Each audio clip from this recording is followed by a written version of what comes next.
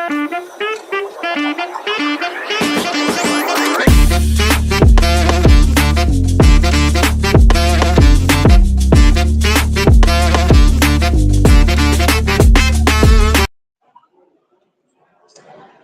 my friends, it's your old pal PeaceLoveMusic coming at you live from Harvard, and we're about to start off the EasyA App event. We're going to have Phil and Dom Clock from EasyA opening the show soon, and then we have a couple of guests from Hero Wallet and from Hero Systems and Kenny Rogers, and some great stuff coming on soon. So we'll be covering that live. And again, we're actually live at Harvard.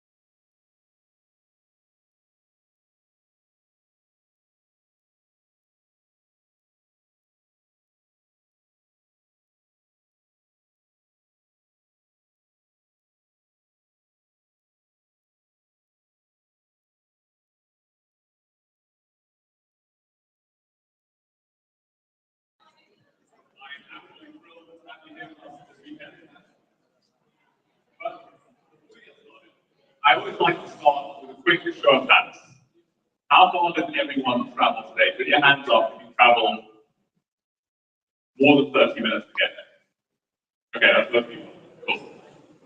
Hands up if you put in more than an hour to get there. More than an hour? Wow, that's a lot of people. Okay, let's bring it up. 2 hours. We've got more than 2 hours. Wow. Okay, more than 2. How about 3 hours? All the hands come up. Okay, and this is the separate the week. Well, I'm going to take a look at the chat, but that's a little bit crazy. 4 hours. Hands up. 4 hours. Okay, wow. Where do you travel that from? Where's that? Where's that? Okay, cool. Okay, 4 hours. Okay, how about 5 hours?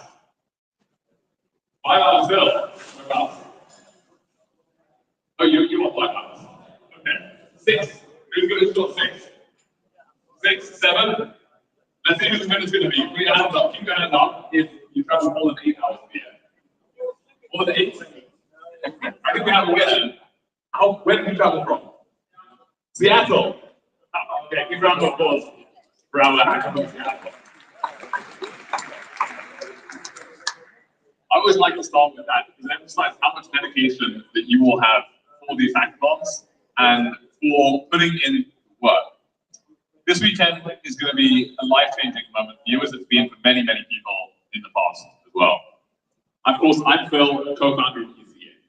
A little bit of a story about EasyA. I was born and bred in a little town you may have heard of called London, England, over in the UK, hence the accent. Ended up getting into Bitcoin in 2013 through Bitcoin mining. And so these Stacks hackathons always hold a special place in my heart because that is actually my first into the ecosystem. That's how I first got started in this space. And that, of course, changed my life forever. I was a 16-year-old kid, setting up all this different equipment, plugging in my computer, starting with the CPU, then GPU, then learn about everything that there was about FPGAs, ASICs as well, and really just exciting all this. How to actually make a rig, how to build all this stuff, and the existing costs. that is how I really got started in the ecosystem. And just to think that I was a 16-year-old kid in my parents' basement, that I was contributing to the system, it blew my mind. Like, where else can you be running critical infrastructure that really powers the whole financial system at 16 years old? On Earth, right? And because all systems are in place with it, right, that is what makes this possible. And I think that's so empowering. If you were to go to a JP Morgan or Barclays or any one of these other banks, who would allow you to actually contribute to their system at 16 years old? I don't think very many of them would. But that's what we are here to do today. That's why Bitcoin is so exciting. But it's also exciting for another reason. 11 years ago, when I first got started, there were lots of things that you could actually do with this stuff, right? You could pretty much mine it, you could transfer it, you could use it as a way to store it value. That was pretty much it. Of course, you could trade it. But you couldn't do much more with it. And today, we're in a totally different position. With layers like Stacks, you finally have programmability on Bitcoin. So I'm not going to spoil too much about it, or give away too much. Of course, I know you already know a lot since you've done the EasyA App and Stack challenges and that.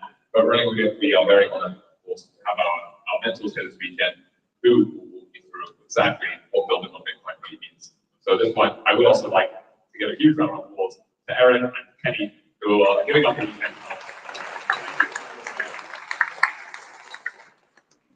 So in terms of this weekend, you're going to have an amazing experience.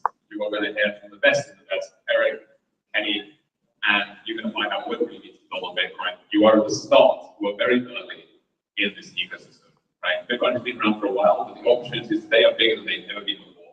And you genuinely are early. It still feels like it's not even day one. It feels like it's day zero. All of this stuff you're going to hear about this weekend is really just coming to the forefront right now. But I also wanted to share a little story about what people in your position have done at the hackathons and afterwards as well. Because EasyA hackathons aren't just hackathons. They're not just places where you come and you build your ideas. They're places where you build real companies and startups and you create life-changing products. So this venue is very special because it is, of course, a center of teaching and learning. It's a center of educational excellence here at Harvard. But beyond that, very special startups have come out of this place. So, has anybody actually ever been into this building before? Or is this the first time they've been here? First time, okay. Most people's first times. You will have felt a sense of magic when you came in here. And there is magic. There's magic in the air, there's the magic in the floorboards here. There's something very special. I'm not sure exactly what it is. But standing here is somewhere that you'll pitch. Right? So those of you who selected to pitch, you'll be pitching up here on stage in front of everyone. And standing here in this precise position is where your predecessors were before. We hosted an hackathon here before. And let me just show you a picture of one of the teams that then went on to race. So this team right here. Does anybody recognize this guy here on the left-hand side? Anybody recognize him? You probably recognize the brick walls behind, right? It's almost like camouflage. It almost blends in. That was right here. A guy called Walden Yan. Walden Yan, and just over there, that's William Hedgecock. He creates the NFT ERC 721 stand from Ethereum. But anyway, I want to focus on him. He was just a student at Harvard at the time, an undergrad. Walden Yan. He was building. Today, he is now a Teal Fellow. He's dropped out of Harvard, and his stock is now like $2 billion. And he was standing literally right here. Like, I can't even make this stuff up. Like, crazy. And of course, he's been featured, you can look him up. He's featured on Bloomberg, he's featured on the Wall Street Journal. He's building some incredible stuff. And it all started right here at the EasyA. So that startup, raised hundreds of millions of dollars. Super smart guy, super smart team. And he learned how to build stuff fast at places just like this, amongst people just like you. You guys sitting over there, no pressure, but I believe that is exactly where all of you sitting. So I'm expecting big things from you. No pressure there. I'll tell you about another team. Anybody recognize these guys? You'll all recognize Paul Enterburn, who of course was created the ERC 721 standard, one of the co-authors. Anyone recognize these guys there? guy called Ash, Jeremy, Charles. Maybe not. I think actually no, a couple of you will. Charlie, I think you know them. So I think a couple of you will recognize them. But just just over several months ago, these guys were just students at Harvard, right? They were just undergrads. And literally 2 weeks ago, we were catching up with Ash. And this startup today, actually 31 October. So yeah, just over a week ago, they announced a $2.5 million pre-seed round raised. They beat through A16Z crypto startup school, and they're building this amazing intense layer, which uses AI agents on the blockchain in order to allow you to do this crazy stuff that honestly just absolutely blows my mind. And again, right here in this venue, done hackathons in other places in the world. I can talk about success stories that come out of those, everything that they've gone on to do. But I wanted to emphasize that to you because you're literally in the same place, on exactly the same boards, the same desks that they were in just a couple of months or just a year ago in the case of. And for those of you who are wondering where Ash, Jeremy, and Paul were sitting, they were just there. So yeah, you guys over there, no pressure. And that was actually we were just catching up. Actually, in New York, they've moved out there. Their head office is now in New York now for a crack team that he's hired. That's also outside the New York Stock Exchange, well, outside the pool. Very early on, yeah. And you can check them out as well if you want some inspiration on what you can do as a very young, bright person who just has a vision and a dream. But in terms of today, what is your focus? Of course, I want to emphasize that those guys and what they're building is absolutely amazing, but it's very much within reach. But of course, this weekend you're focused on just the tracks that are available today. And of course, have a vision for what you can do on. Have a vision for how this turns into that $2 billion startup like Walden built, basically just out of dropping out. We have a couple of different tracks. We have the Bitcoin connection track, the security automation coding track, and the Bitcoin. So put your hands up if you are going to go for the Bitcoin. Okay, a couple of you. Cool. So if you are wanting to go for the no-code track, that's the one that you go for. If you're coding, then you want to go for Bitcoin connection or the security automation track. You can find all this information on the Notion doc that you will have. So don't worry about taking notes on every single piece of this information, but make sure that you're focused on addressing those in. And think about ideas that can be big.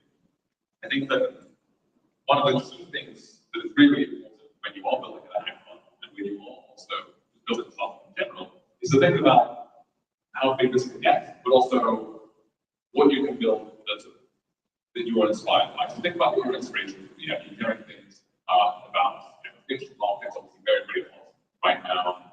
All things like AI, agent layers, the orchestrating different things, trades, and also of course ways you can do it. For example, yield things that be careful about, like yield bearing stable coins or stable coins where the yield actually goes towards charitable projects. Right? Canada, ultimately, they're making about $6 billion of profit. Right? And that actually goes towards any different charities, things like that. So across the spectrum, but make sure that when you're building, you're thinking about what is out there and working, and then you're going to have to spin on that. I think that's one of the key ways you want to think about this. Sometimes, if you just take things a little bit and extend them too far, sometimes in terms of execution, it becomes very difficult. Nobody's done anything like that. And like Isaac Newton said, you want to make sure that you're standing on the shoulders of giants who are building what people have done for you, so that you are grounded in that, especially the hackathon experience. And the other thing I'd like to emphasize is, of course, this is the hackathon. Walden and Ash, their startups now on this amazing rocket ship trajectory. They just started the hackathon. And what you can build in a hackathon, I like to say that there are like 10 steps towards building a full-on startup, like it's really good, and your product is out there as well in production. And a hackathon, you might be able to do step 1, 2, maybe just about step 3, but you get nowhere near that. We'll barely be able to build an MVP or just about an MVP that sort of showcases what you're able to do. So make sure you focus on that. Don't worry about perfection. Most important thing is to get your idea, build it out,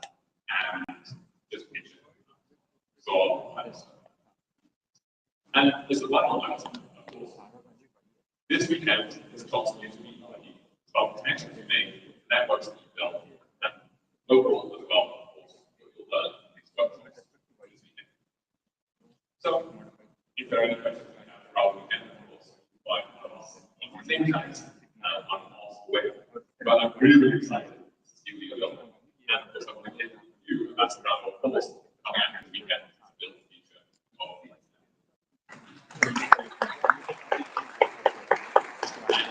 And so, of course, our very crazy guest, Eric, will be able to take us over for our next workshop. A big round of applause. Thank you very much.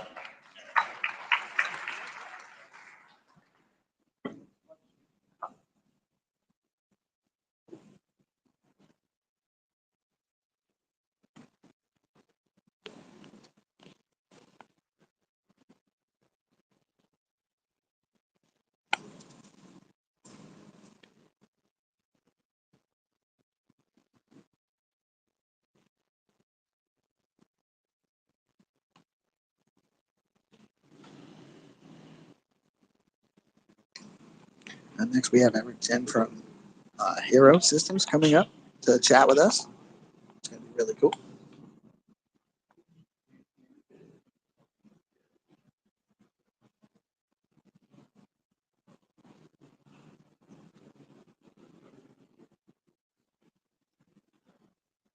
Alex is the man that's feeding all the hungry people today.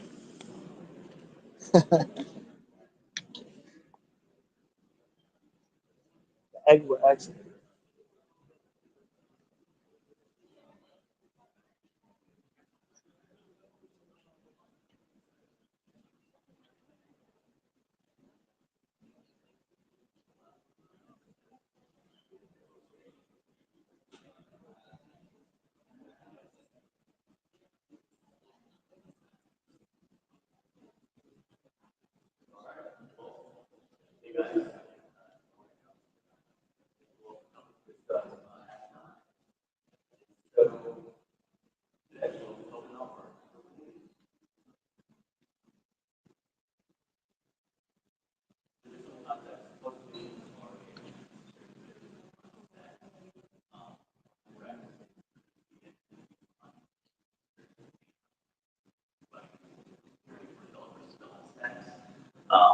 But yes, the post mission.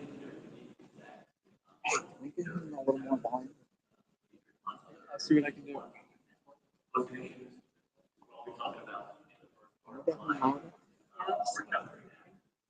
Second half.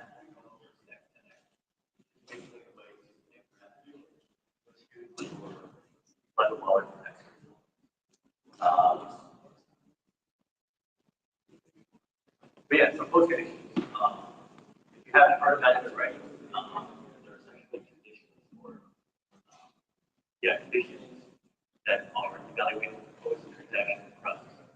So I'll explain that statement in a little bit, but let's go forward. For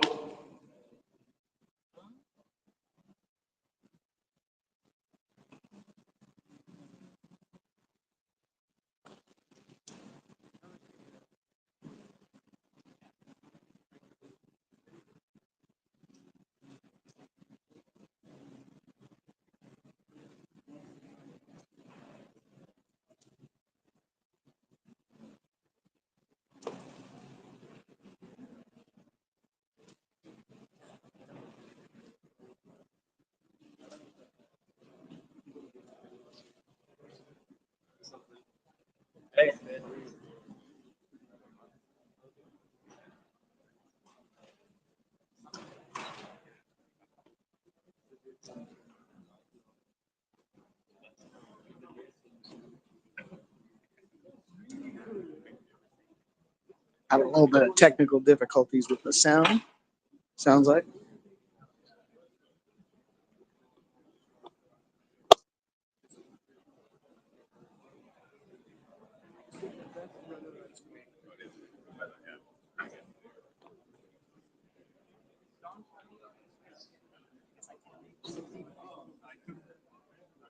Oh, yeah, no, but What happened? he came over to the webpage like say something. Oh.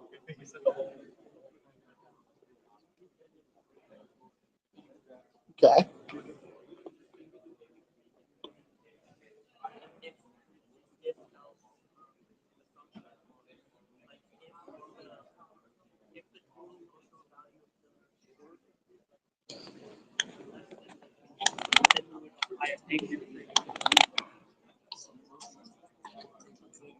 I don't think it's our power strip that's causing the problem.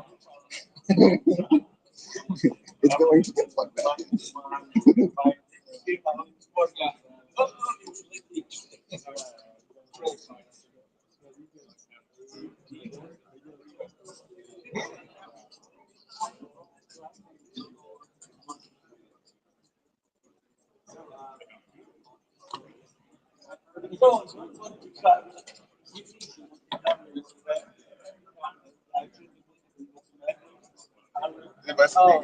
I think it's open, sir.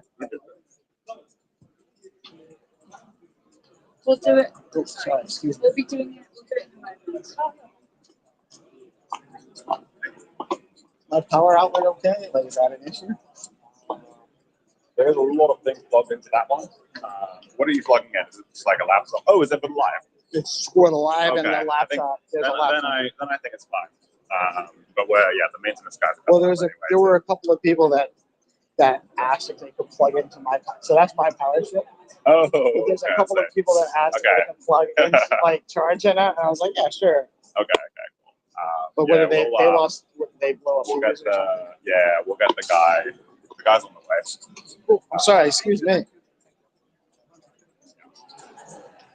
So we're doing all right though, just from the start. We got 142 people live. Oh, nice, cool, awesome. Yeah, well, they want to see. They want what's to, going on, yeah, right? we want to hear it. Yeah. We got to let them know about post conditions. Oh, exactly. Yeah, that's great. Great that you're here, and it's awesome that you're Thank you, live guys. streaming it, right? Yeah. Thank you guys so much for having No, me. too. definitely. This is actually super cool. Yeah. No, it's great. Awesome. Eddie doesn't want to be on screen again.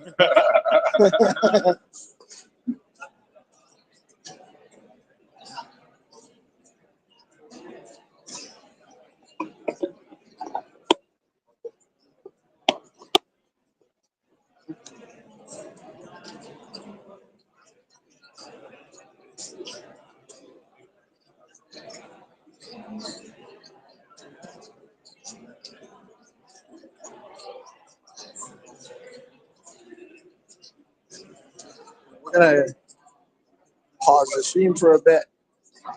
Stay tuned. Actually, I guess we'll maybe we'll walk around and chat with some people.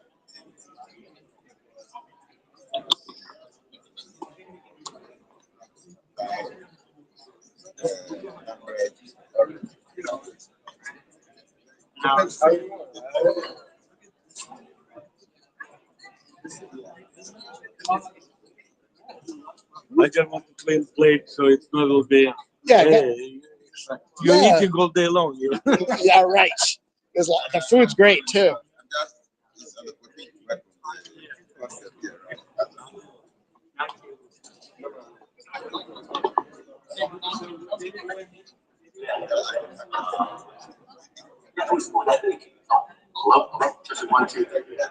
All right, sounds like we're back.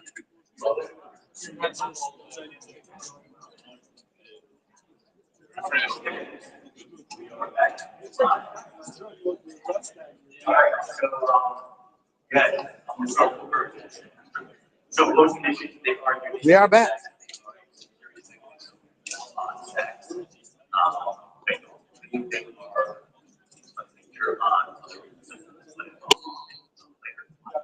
So those conditions, the term those conditions basically means that there are conditions evaluated after the twist transaction process before global state limits.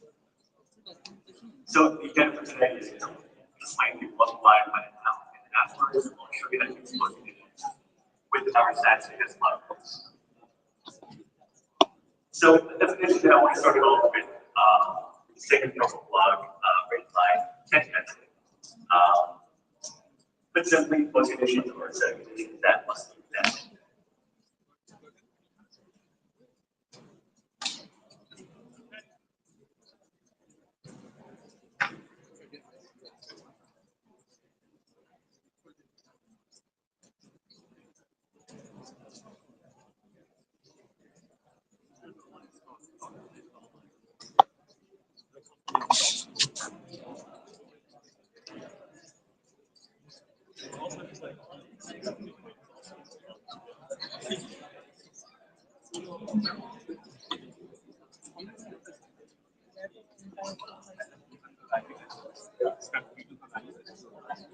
Go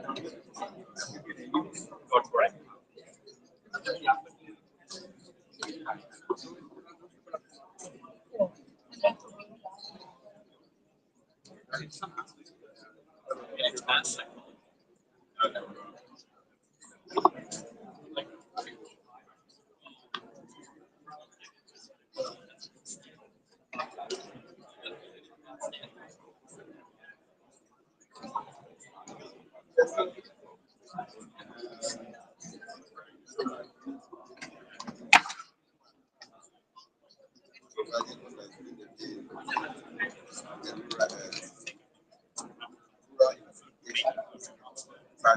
That's what back.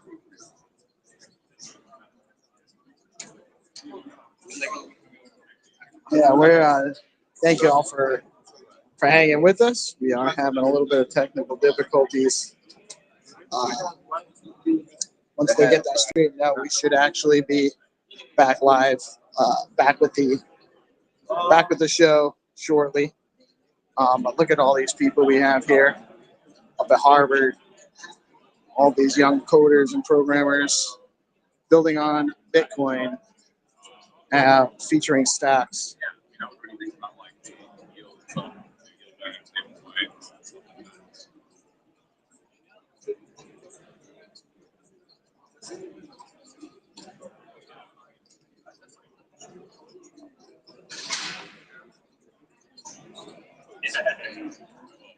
Now, just so you guys know, when I do this, it's because I'm old and I can't see my phone without going over my. Hey, Hey, how's it going? what are you building, sir? I don't know yet. Like we'll see. Like I have to discuss more with my teammates, but like something maybe related to like the news as well, and how maybe people can like contribute using Bitcoin to help like business Very cool. So, or like an issue that is going on. It's what I'm thinking. very interesting. What's your name? With Willie? Yeah. And are you a student here? I'm an exchange student at Boston College. Boston College? So you didn't have too long of a drive this morning? Not really. No. It's 20 minutes. And how long have you been building? Not that long. Like the first event was actually with Phil, like at EasyA, that I started. So like, fairly a couple months ago? fairly new, I guess. Fairly new. Earlier this year. Yeah. And what made you choose Bitcoin? I mean, it's like the most popular cryptocurrency, right? Like the application is pretty interesting. Very cool. Very cool. So thank you for coming out today. Thank you so much. And he was also telling me about his idea. It's like he was thinking about potentially doing some VC on some like VC idea. Yeah, but that's because I'm like doing a course in EasyA so far, and I feel like it's very interesting, and maybe Bitcoin could be related to like some crowdfunding ideas. That could be perhaps another idea. The sky's the limit. Yeah. You know, we can build whatever we want to right now.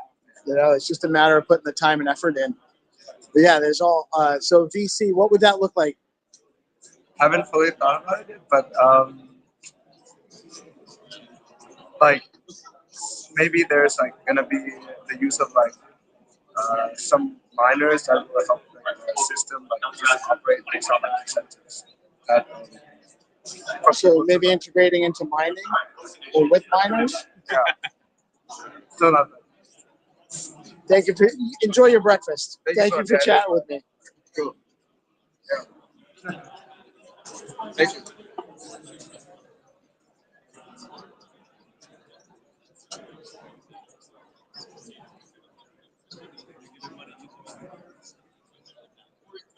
All right. Looks like Eric's gonna get. Looks like they're getting ready. We're back.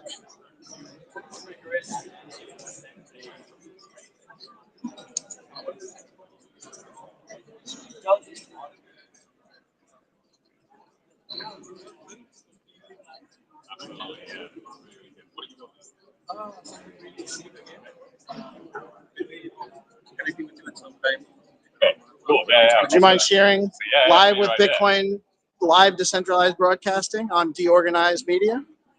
What's your name? My name's Abhay. Abhay. Apai. And what are you building? Right. So anybody who's getting into the blockchain ecosystem, specifically Clarity on Stacks, they don't have to learn coding. We're going to make it very easy for them.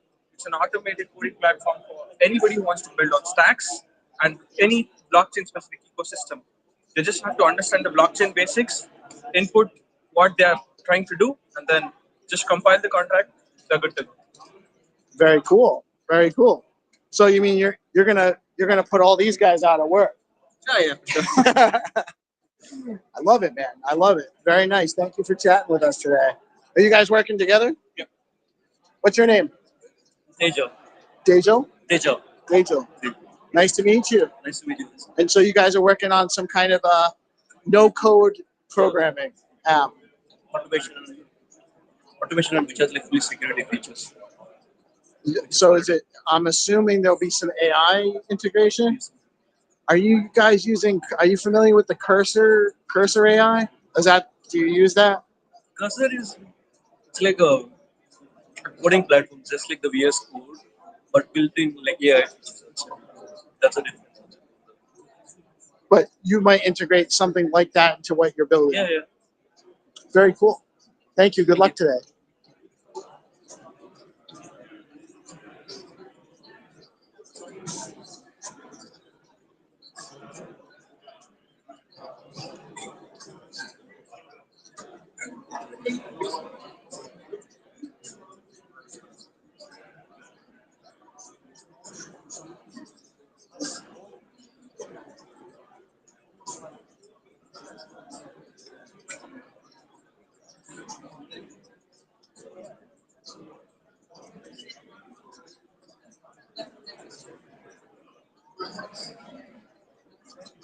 Yeah. Sorry. All right. So we continue on Scrubber. So what's the definition? What's the definition to evaluate post-transaction processing or that updated state is actually maybe typical. So this one over here, I really like sitting from a block that can grow actually. But simply those conditions or setting conditions that must be met for a user transaction be committed to change. Now let's unpack that statement by showing you an example where no those conditions are specified. So right now we're using as a very simple domain function, Clarity smart contract domain function. All it's doing is that it's allowing users to donate however many amounts of stacks they want to the contract. It's first a certain method to make sure that the user has enough more than 3 stacks that they want to donate. The next line is actually transferring the stacks from the user to the contract, and then at the end is updating a map to track the kind of donations and that user made. So right now this function seems very innocent, I guess. But if you're big enough to spot it, the little dirty one on there. This thing right here is what a user would see if they were going to interact with this contract. So when they actually want to donate and call that donate function, that's for a contract. They would put in the donation amount, 5 stacks per example. And on the right is the actual top of their wallet. You can see a double button saying that this transaction can transfer any of your assets for 90 users or 90 what this might be. Okay, sure, I want to donate 5 cents to the contract. I'm going to transfer my assets. No big deal. But then when they actually go ahead and actually call the donate function and confirm it in the Stacks Explorer, when they see the actual transaction confirmed, they notice that in the events that actually 105 stacks was taken out and sent from their account to the smart contract. So this is where post conditions can help a lot by preventing this kind of innocent mistake by the user. Going back to that same sample snippet of that doing function, if you notice in the middle line where it's actually transiting stacks from the user to the contract, This contract, whether it be malicious or a mistake, or maybe it was made by another developer, whatnot. Whatever the case is, it's actually adding on 100 stacks to the specified amount that was passed in as an argument. And obviously the user is not going to see the smart contract. Maybe the developer that's actually building the front end application on the smart contract missed it as well. Whatever the case is with post conditions, you can prevent that mistake from happening. So in your Stacks.js front end code, which I'll show you in a second, right now it's using some libraries with Stacks and Stacks transactions. What you want to do is construct in Stacks post conditions and pass it into the open contract call method within your options. So in our example, we want a Stacks post condition type. The address is going to be the user address. The condition is we're specifying that the 5 stacks that the user wants to transfer from their wallet to the smart contract is just going to be equal to 5 stacks. Nothing greater, nothing less. But of course, you have different conditions as well. Later, if you look at our docs, there are different conditions, suggest greater than or equal to or less than. But for now, we want to specify a condition of equal to 5 stacks. So this whole object over here basically is saying that the post condition that we want to set up is that only 5 stacks will be transferred from this account to the smart contract and nothing else. This is denoting right now in microstacks, which is 1 and 1 point stack of 1 stacks. So yeah, it's just 6 zeros on the right of this. But yeah, this is 5 stacks up here. So when you take this object that you complete put together, you can pass it into the right in the open contract call method. Another thing that you want to add on to top of that is the post condition mode. So by default, any of these open contract call methods has the post condition mode to deny, meaning that it denies any asset transfers. You can put it to allow if you want to, but for the most part, in most cases, you want to leave it on deny. So once your post condition is complete, you can also add it onto the open contract call method. Going back to what the user sees, this time around, once they click that donate button with their 5 stacks specified in the field on their wallet pop-up, they will see the post condition actually being specified for the user, stating that you will transfer exactly 5 stacks from your account to the contract or the transaction will and this way, right now, the user knows for sure that they will transfer 0.5 stacks, or else transaction will be canceled. And so if the user actually goes ahead and confirms this transaction would basically fail because of that condition. In this access report, you can see this message over here. It's saying that it's rolled back by selecting this condition generated in our statutes code. And you can also see what post conditions were added to this transaction on the transactions page on the example. So you can see exactly what we had. Transfers exactly 5 stacks, or else cancel. And then the mode will also appear on the top right. All right, so post conditions are intended to be used to force the transaction to abort if the transaction imposes the principle to send an asset in a way that is not to the user's liking. So post conditions, you need to know that post conditions only care about what is being sent out. It doesn't track in terms of what an account or wallet is only what's being sent out. And so this would only pertain to the transfer events or NFTs, like tokens, and native stacks token, and also to burn events as well. So whenever you want to burn a token or stacks itself, we can apply post conditions to it. So a simple life cycle of what's actually going on. Step 1, we broadcast your transaction. with the post condition attached to it.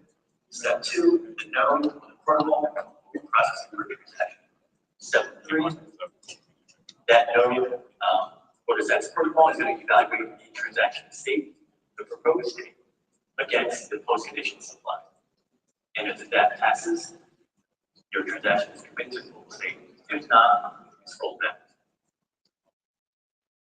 And stacks, post conditions, it's important to know that post conditions aren't actually part of a very smart contract. It's an additional feature that you need to add onto your running code when you're building your application. These are the major basically components of like who's actually part of the post condition stack. So you have your on the top is your front end client. This uses STS, and it's STS is where you specify your post conditions. Right within that, as we've seen in the example before, is where policy complex are most, if not all, status wallets also support post conditions to appear in their wallet, whatever a user prefers to transaction. And then the bottom, it's part of the protocol. So nodes and miners, they are the ones that are actually evaluating post conditions before that proposed state is committed to the global state. And as I mentioned before, post conditions, they can be applied to not only the name and stacks token, but also the fungible tokens and NFTs. Okay. And then right here is a very simple decision tree. You'll hear kind of so confused about when or why to use post conditions. So the way I like to think about it is that you can ask yourself, will the user's principal or anchor contract principal be transferring assets during this transaction? If no, set the post condition mode to deny. If yes, then you can ask yourself, well, do you care what happens, right? Do you want to theoretically find out? If you don't care what happens, you can set the post condition mode to allow, which will allow any sending transfer to happen. If you do care what happens, then this is where you actually determine what post conditions you need to construct and pass in to your transaction. But in most cases, you're going to be basically following either the leftmost rank of your or the rightmost. Rarely would you ever want to set the post condition mode to allow unless you are.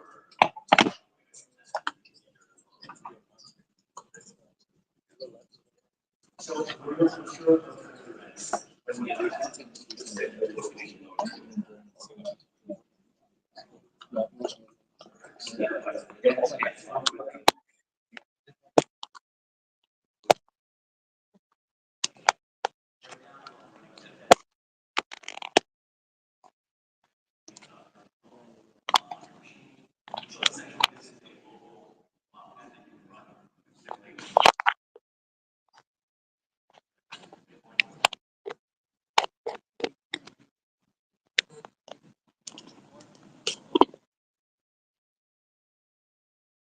So the main things that you need to think about right are specific libraries and other stacks. One of them being Stacks Connect, and another one being Stacks Convention. There's other libraries, of course, but these are the two main ones that you need. Stacks Connect, in order to create a connection from your application to the wallet, you need to be a part of the connection class. And initiate that by passing in a few different configuration settings. On line 3, these configuration settings are mostly pertaining to Havard, which is a decentralized storage. But you actually don't even need to pass it in. But if you want to, you could. Gaia is a whole other topic that I won't be going into now. But once you have your user session class and object already initialized, you can set up your wallet connection by importing the show connect method from the Stacks Connect library. In this show connect method, you would pass in your users that same user session object, your app details, and other options as well if you want to pass it. Such as what happens if connection is canceled or whatnot.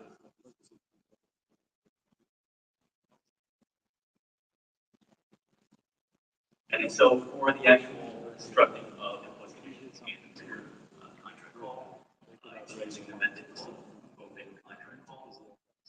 Stacks transactions library.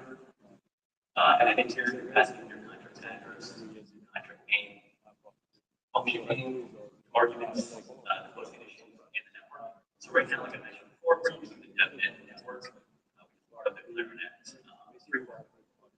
In here right now, if I just leave the way it is, like I mentioned before, I have it on allow. It allow basically lets the user confirm a transaction while allowing any sending transfers to happen. So this is the same, I'm pulling the same exact function that I had like this before from the same contract.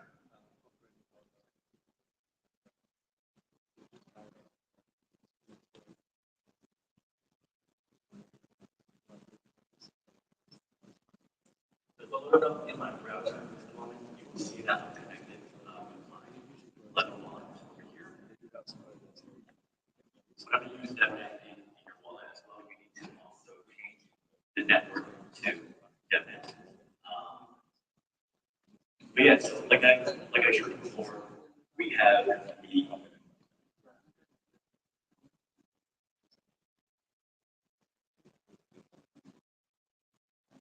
we have a call method already set up.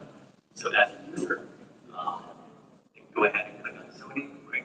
It's already going to be passing in 5 stacks and then donation amount. And they can see in their wallet that it's giving them a warning saying that this transaction will transfer any assets from your wallet or from anywhere else. They go ahead and confirm that. That will eventually be pulled back, which you can see on the Stacks Explorer. The DevNet comes with the Stacks Explorer that you can access from localhost 8000.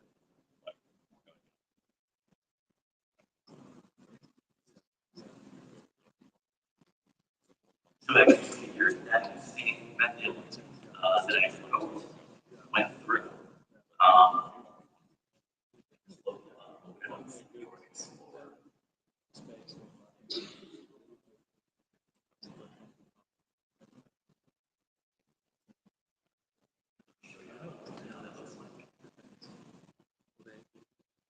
Over here, the 20 function went through. And the reason why I went through is because we set the posting mode to allow. And this is the next section over here. Obviously, this is not what we wanted, right? The user actually set more than 5 tracks. So let's go back to the code. Let's construct a post condition using this code over here.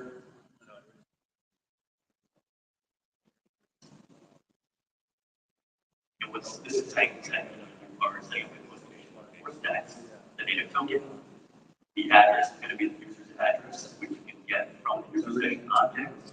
The condition is the amount that's sending out will be equal to this amount right here. And as you know, we're passing into your open contract call, you just choose the most condition and just add this for the record. So now, for the user, if we go ahead and try to pull that back, see what happens.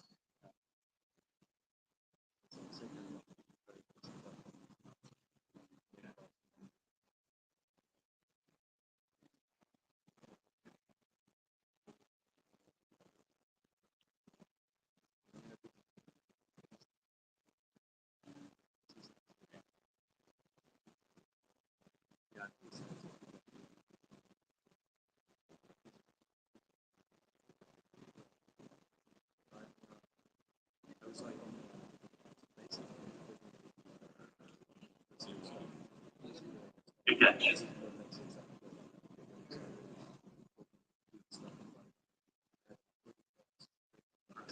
Alright, so with the post set to 9 is actually specified in our moving electrical method. The user will obviously see the post condition mode and the post condition in their wallet. So now they can calculate where that the contract for calling will point transfer 5 stacks to the contract. And you go ahead and confirm. And then that being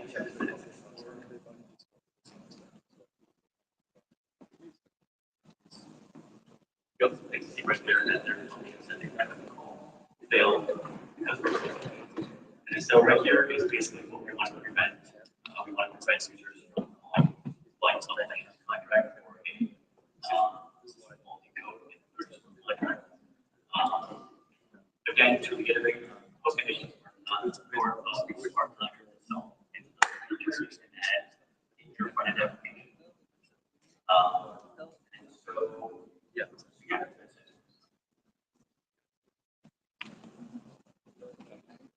Any questions or?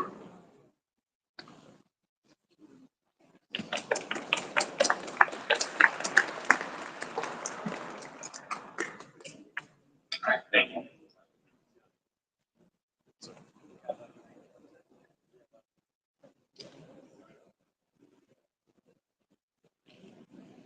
And that was Eric Chen from Hero Systems giving us a breakdown on post conditions. Very important. Security measure on stacks. I think Kenny Rogers is going to come up and chat with us.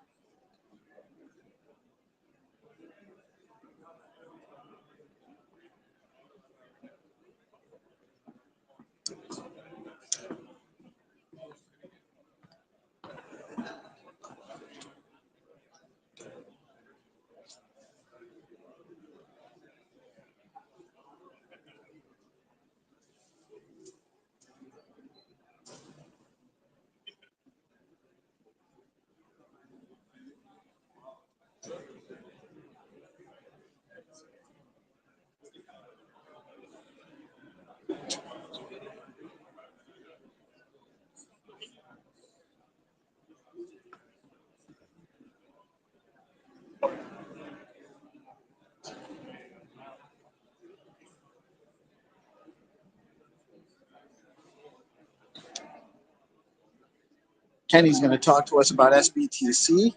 And just a friendly reminder to everybody, we are voting on SIP 28, the SBTC signer criteria SIP.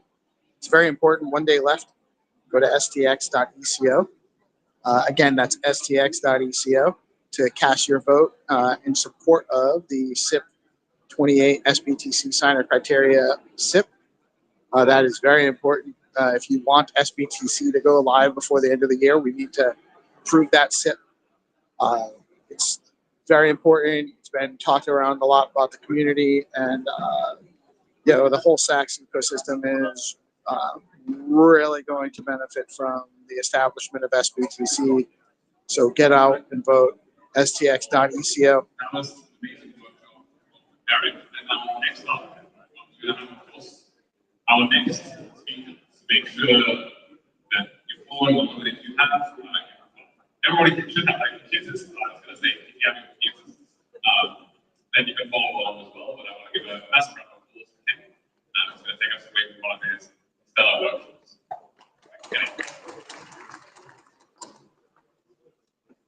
Cool.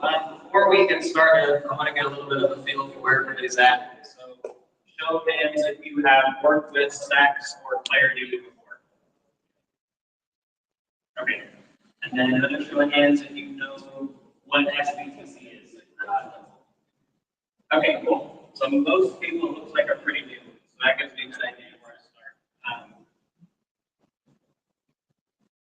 The first place I want to start is introducing everybody to what's called SBTC. Not too bad. And this is an upcoming It's not super trust minimized two-way branch between Bitcoin chain and the Stacks chain. And so if you're familiar with wrapped Bitcoin on Ethereum, It's all right.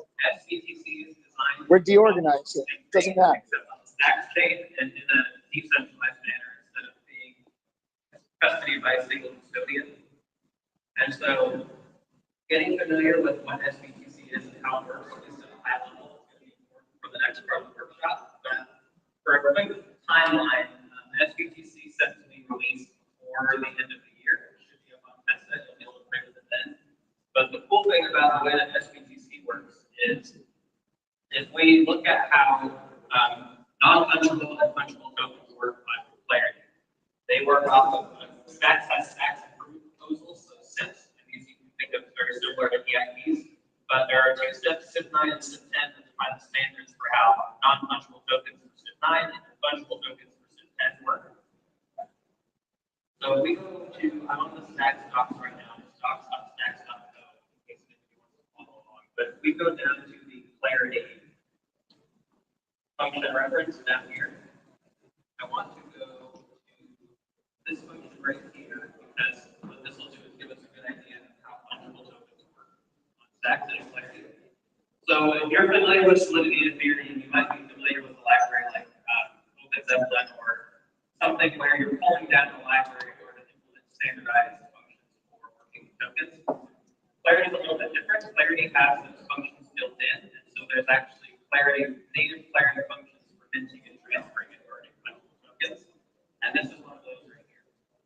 So we'll look at an example of this in a minute, but the reason I want to call this out is because the way that SBTC works is that trust minimization, there's a lot happening behind the scenes.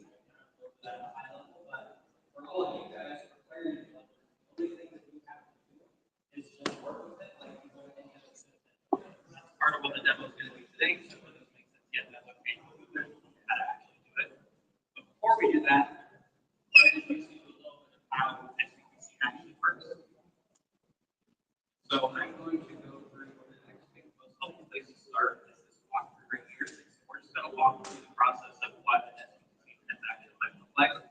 And the real goal here is how can we take our Bitcoin from the L1 and represent it one-to-one on the Stacks blockchain so we can do normal smart contracts with it, but do that in a way where we're not having to then give custody of that Bitcoin to a single entity. That's really the goal behind it. And so this is how we're going to learn. Let's say hypothetically I have somebody that I want to use. I might have to unplug it at some point, but go ahead. Can't do that on the Bitcoin L1 because the scripting language is extremely limited. And so up until I think that's a great idea. Helping me out too. That's why I'm standing here too. Ethereum, there are other round tokens on other chains. SBTC is the Stacks approach to doing that. So I'm a user, I want to participate in my Bitcoin. What I'm going to do, if I want to use SBTC to do that, I'm going to first initiate a deposit transaction on the Bitcoin side. That'll be a specially encoded deposit transaction that's going to go to a specific address. What this is going to do is then it's going to trigger the signers on the SBTC side to basically validate that transaction actually happened. And once they did, they're then going to any corresponding amount of SBTC, my Stacks wallet, Stacks side of things. And then from there, I can use it just like I would use any other Stacks chain. I can benefit from Stacks. Yeah, go ahead. I can't guarantee it'll be available all day, but as long as it's here, you guys are free to use it. You just got to agree to come give me a live interview about what you're working on later. Yeah, you got it.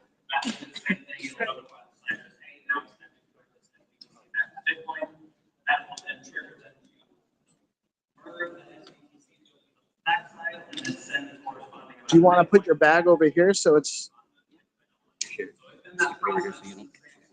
yeah, so nobody trips? And I'll stand here so that they have to walk around the bags. I can now pull this back out of my wallet. And this signer set is a key part of how this works. But this is a group of signers that's basically just all through their signing software. So just the deorganized power strip has become the community power strip, powering development on Bitcoin. Once the developers have gone through a bunch of tests, everything's working, everything is stable, then the network actually opens up and anybody can become an SBTC signer after that. But I want to give a little bit of a walkthrough as to how SBTC works, because this is relevant specifically for anybody that's interested in that first track of the Bitcoin connection. There's a few different ways you can go there. about clarity is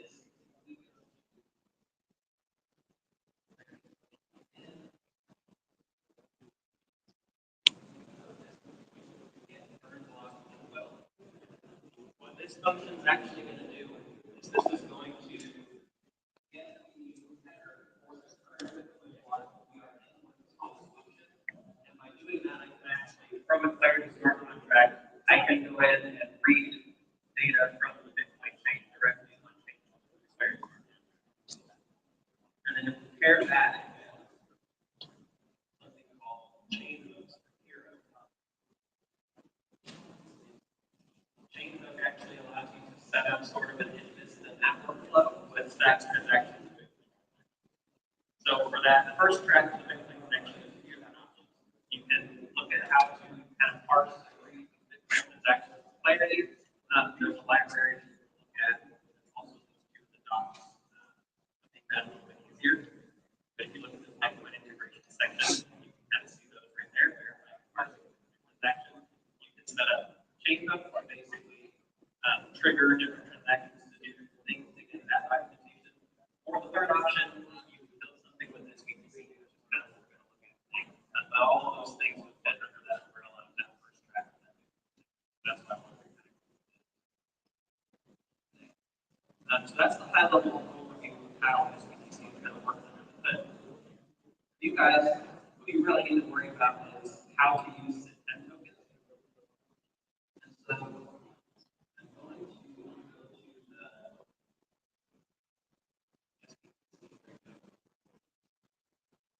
I want to show you the actual variable contract.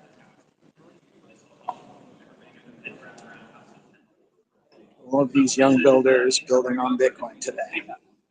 Some of them getting, many of them getting their first exposure to Stacks. You won't necessarily need to use this for your project, but I just want to understand how it's working. Moving into contracts folder, you're going to see several Clarity Smart contracts that all collectively operate this SBTC system. So as those deposits and withdrawals are happening, the signers are going to be triggering these different, calling these different Clarity contracts in order to deposit or we list this SBTC layer. This is where we're actually defining that new fungible token. See right here, we have this line, define fungible token SBTC. This line right here is what's actually creating that fungible token. So this contract here, we're calling out the final fungible token that's creating a new system fungible token called SBTC token in the very smart contract. And then we've got a bunch of different functions down here that will do things like mint, earn, transfer here. We've got some locking and unlocking functionality that we can do for you today. The other resource I want to call your attention to clarity. And I'm going to actually give you, so that you don't have to write down all of these URLs separately. If we go back to the docs, there is a page in the docs. Down here in the reference section, the Stacks tools page. We go here. This is going to give you a list of a bunch of different developer tools that you can use to build on Stacks. All the wallets, explore the APIs, XJS, Clarity, second, and then down here we have a list of education resources. We've got these docs here, Heroes docs, and then the Clarity list is listed right here as well. If you're looking for a holistic introduction to Stacks, two great options are, of course, EasyA App, and then another option is also has an introduction to Stacks course. Here, this is a really good resource to kind of dig into the basics of Stacks, how it works, how Clarity works, and it's not too time consuming. So this would be a good resource here. But yeah, I highly recommend going and checking out this page of the docs. But going back to the Clarity book, there's a section here on the Stacks proposal. Here are the talking about. And so what these use are they're called traits. So Clarity is not object-oriented like Solidity is. There's no classes or libraries where you inherit functionality. Instead, Clarity focuses on being composable. And what that means is that you implement what are called traits. And if you implement a trait, what that's going to do is it's going to enforce the template on your smart contract. So if you implement the trait, I'm not sure where I actually implemented.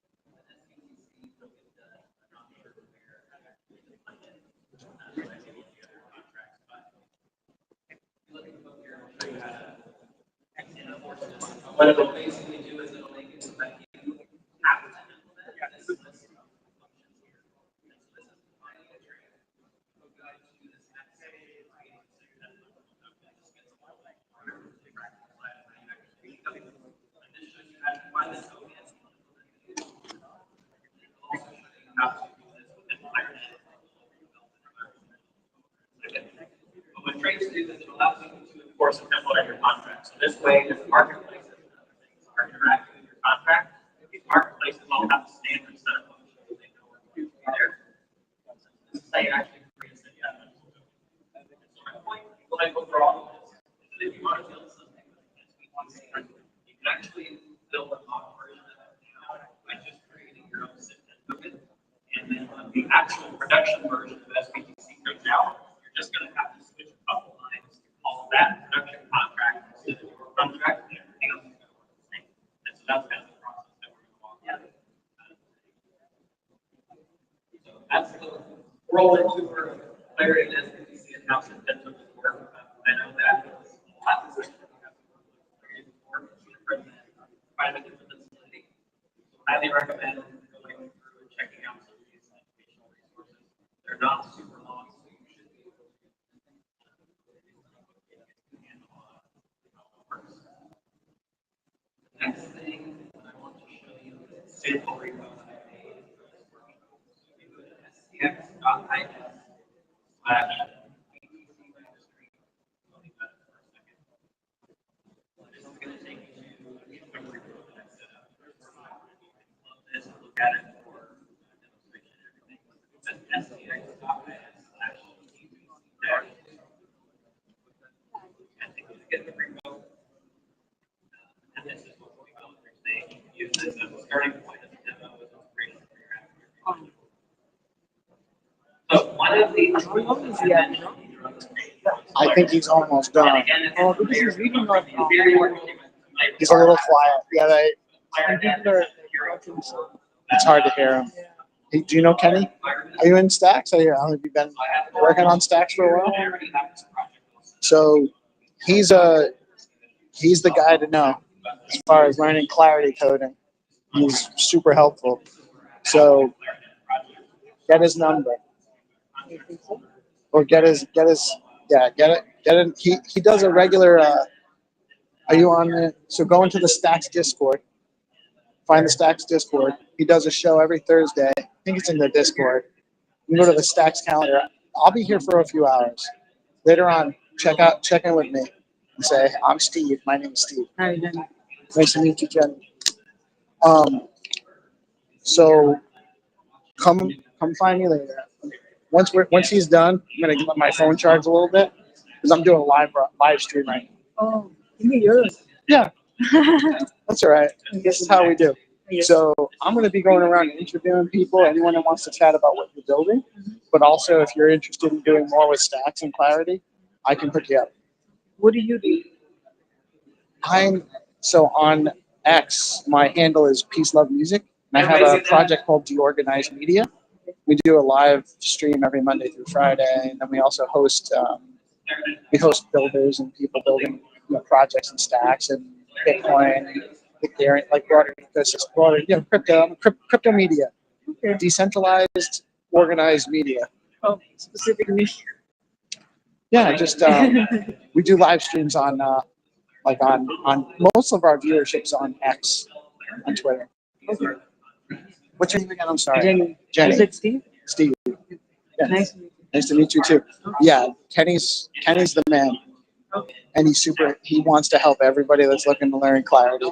So he'll be happy to help you out. He does a weekly call too.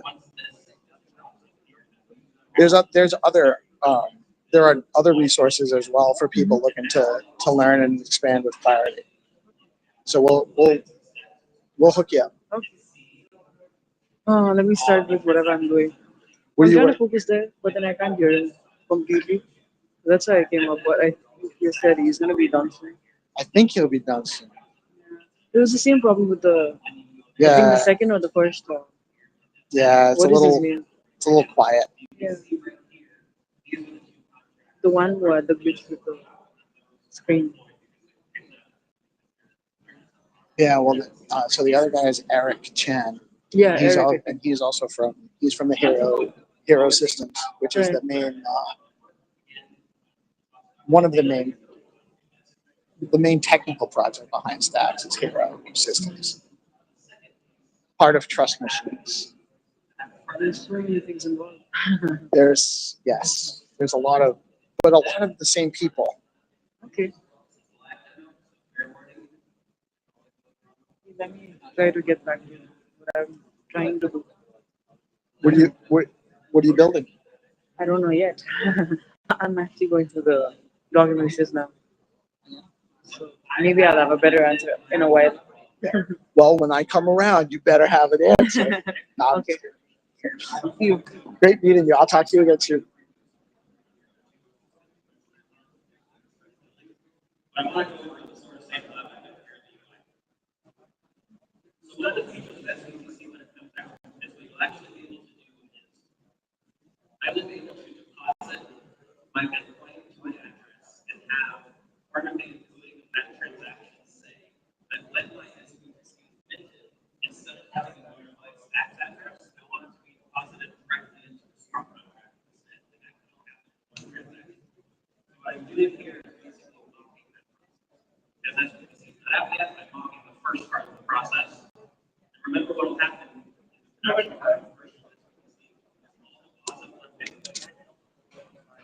Signers will automatically detect that, take that out, validate the transaction,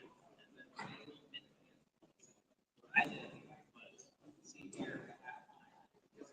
And implementing that self-entry.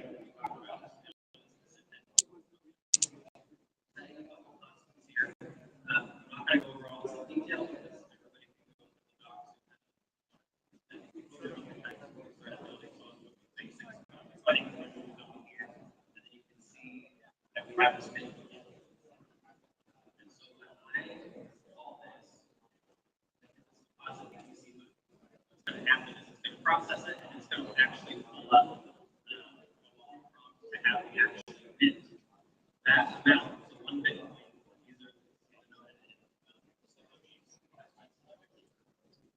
It actually makes the system see so that I can use it.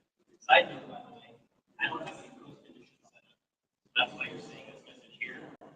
This wallet is detecting that there's no post conditions set up on this, meaning that this can do whatever it wants. So there's no post conditions detecting me or running here. So that's why that is there. That's what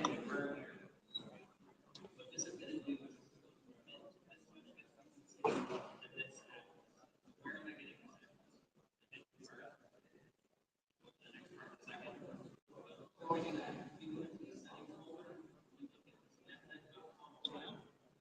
this is actually creating a bunch of default accounts for you that are running on this mobile stack. So you have access to the wallet, secret key, stack address, PC address, all running on the localized chain. And so that's where I'm getting this address from here. And this is the address right here. So what we're building here is I built a very simple payment streaming system. Basically stream Bitcoin to somebody, say that's doing some freelance work. The use case for this might be I want to hire somebody to work on something for a set period of time, but I only want to pay them as they go. I don't have to pay them all upfront, and on their end, they don't want to have to wait until the work before they pay them. And so what this payment streaming system is going to do is it's going to take that SPTC that I created, put it into a very smart contract that does this payment streaming. So what I'm doing right here is I'm saying you've got our one Bitcoin system in the SPTC. And what I'm going to do is I'm going to open up a payment stream with this address, which I got right here. This is the account wallet one address right here. And the stream duration is going to be set to 2 days. So what this is going to do, I'll go through the logic of this in just a second. What this is going to do is going to take the amount that I'm processing, so one SPTC, it's going to divide that up over the course of 2 days, basically, with an estimate of how many blocks are contained in a day, how many Bitcoin blocks are contained in a day, and then it's going to create that stream. So I hit create stream here, that's going to prompt me for another contract call. For just a second, this stream is part of the stream very contract that we have here. This one was actually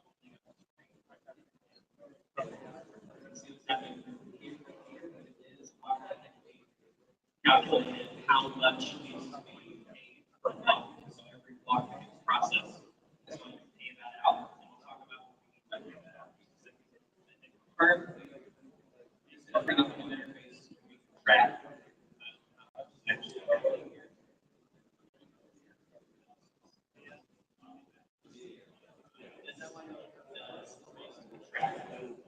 How much is actually being paid out?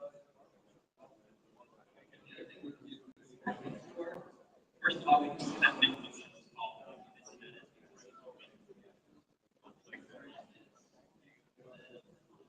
the other thing you can do is that we go in here to the screen, we can hit in, and that's going to automatically advance the next one.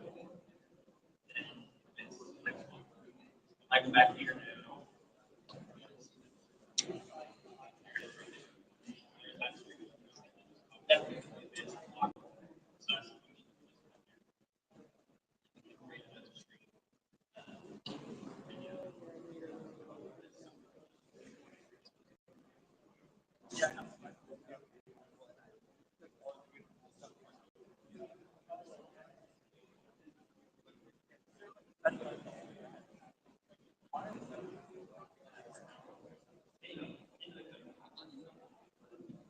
Making functionality happens in this page by start off real quick. I'm just using Stacks and Nick to connect my wallet here. Great. This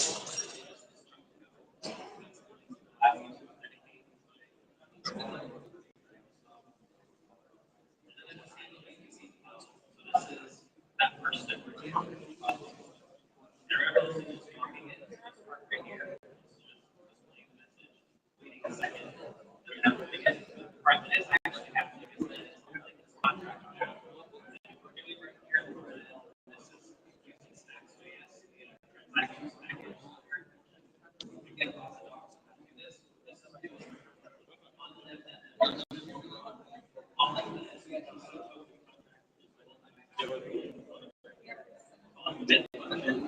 That's good. That's what it is. I'll say this. If part then it would then actually create this stream. Here, we're calling this stream. Really quickly, like what the stream is. I would recommend doing is if you take a little bit of the docs, get the syntax base, clarity down, look at this contract and read through it, and make sure you understand what everybody's doing. Clarity, what's not different, especially when you select these JavaScript or anything. But once you just get used to it a little bit, learning through it, I actually found to be really short because everything's very clear, clearly laid out as you get used to the syntax. So introduce yourself to the syntax and just run through this, make sure you understand what everything's doing. Because it's straight to button is going to take several arguments. Recipient, principal type. So the second part is indicating the type of principal is just an address. The initial balance will unselect integer, positive integer. That contains the start block and the out block. What the string period is actually going to be. And then we've got this payment block.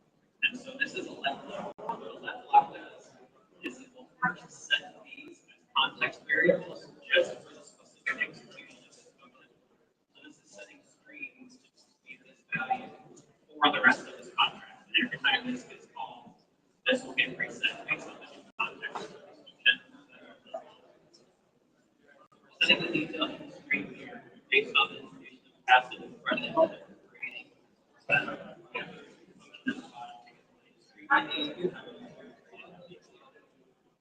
So, how does the streaming system actually work? All we're doing here, we call the string to function, is the person that is sending the Bitcoin that's initiating the payment stream is transferring that amount into the contract, and the contract is operating as kind of just service. And if you go down here, there are functions to calculate the block delta. Go down a little further, you can see this draw function and this read function. What these are going to do is, if I, as the recipient, let's say that I've gotten halfway through whatever terms we agreed on, so I have half of it. If I go to withdraw, if the payment terms were set up to be between Bitcoin block 1,000 and 2,000, depending on where we're at in that process, it's going to calculate how much of the Bitcoin I'm able to withdraw, and it's only going to let me withdraw that amount until those blocks are fixed. So that's how the payment stream works. And then vice versa on the flip side, for the refund portion, if the contract ends early, I as the initiator of the payment stream, and then go and get the same thing, corresponding amount back. That's all of that works. I know that one is a lot. Feel free to come up and ask any questions you have, and take a look at all the resources that we have here. Yeah, I can help with that's that. All right. Kenny Rogers wrapping up. I'm going to take a short break, charge my batteries up, and then we'll walk the room, chat with some of these big brains and see what they're building.